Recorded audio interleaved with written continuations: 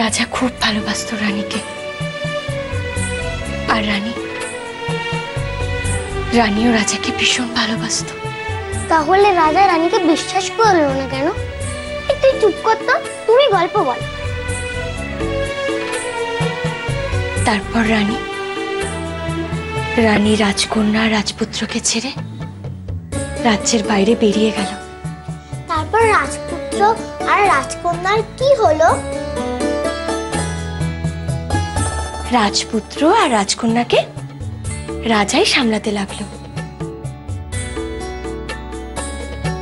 আর রানী রাজ্য ছেড়ে এসে পড়ল এক রূপকথার দেশে।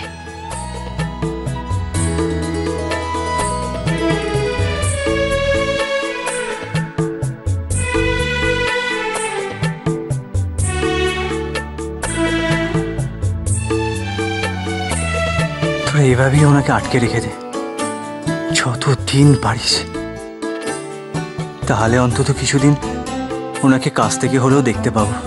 তারপর কি হলো?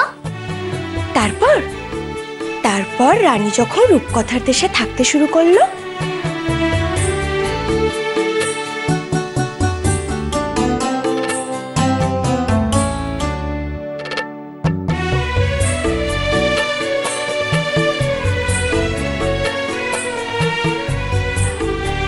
ওই মেয়েকে পেয়ে বাচ্চারা কত খুশি আছে বল।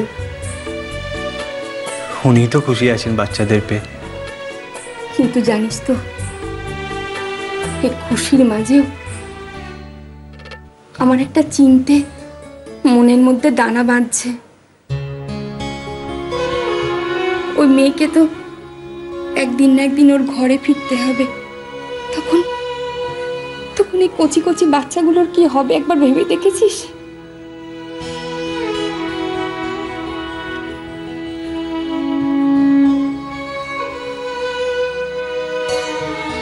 ওনাকে আটকাতেই হবে পিসি।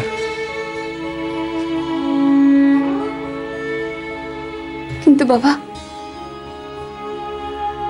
এটা কেমন করে সম্ভব হবে বল?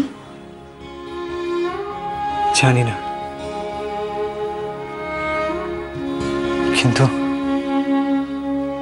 যেমন ভাবেই হোক ওনাকে আটকাতেই হবে।